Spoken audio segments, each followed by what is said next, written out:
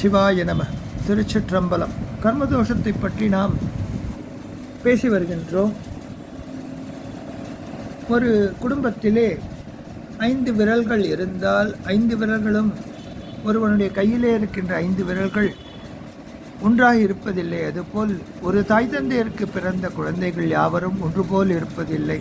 சிலருக்கு புத்தி தீக்ஷ்ணம், சிலருக்கு மந்த புத்தி, சிலருக்கு கோபம் வருவது, சிலருக்கு தாபம் ஏற்படுவது, சிலருக்கு படிப்பின்மை, சிலருக்கு அறிவிலே புத்திசாலி, அவன் தொட்டதெல்லாம் தொடங்கும். இவ்வாறான ரீதியிலே பல்வேறு அமைப்புகளை ஒரு குடும்பத்துக்குள்ளேயே காண்கின்றோம். இதற்கு காரணம் யாது?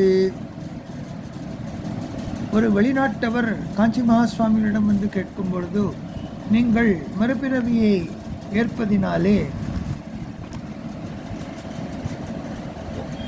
அவ்வாறு மறுபிறவியை அடைந்த ஜீவன் பூர்வஜன்ம வினைப்பயனாக சிலர் சுகத்தையும் சிலர் துக்கானுபவத்தையும் அடைகிறதுக்கு காரணம் என்ன என்று கேட்குவதிலே, அப்பொழுது காஞ்சி மகாசுவாமிகள் உன் கையை காட்டு என்றார். 5 விரல்களும் ஒன்று போல் இருக்கின்றதா? இல்லையே. எனவே அது அவர்களுடைய பூர்வ வினைப்பயன்.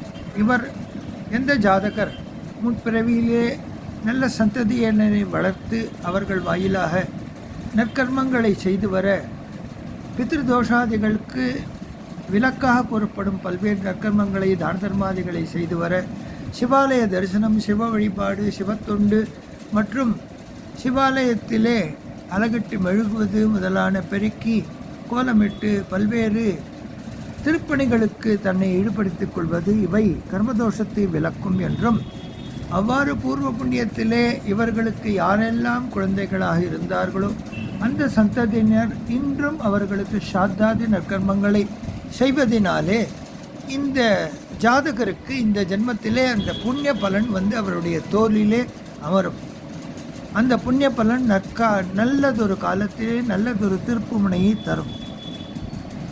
அது அனுபவ ரீதியான உண்மை. எனவே எக்காலத்திலும் மறந்தும் நம் தாய் தந்தையருக்கோ மூதாதையருக்கோ செய்ய வேண்டிய கர்மாக்களை என்றும் செய்யாது இருக்கலாகாது. செய்ய முடியாத வெளிதேசத்தில் இருந்தாலும் அங்கு பாலைவனத்திலே முட்புதரை சென்று கட்டிக்கொண்டு அழு என்று சாஸ்திரங்கள் போஷிக்கின்றன. ஆக இந்த ஜாதகன் நல்லதொரு அபிவிருத்தியை அடைய வேண்டும் என்றால் இந்த சந்ததிகளால் செய்யப்படும் சாத்தாதிகளே காரணம் என்பது ஆகின்றது. சிவாய நம. திருச்சிற்றம்பலம்.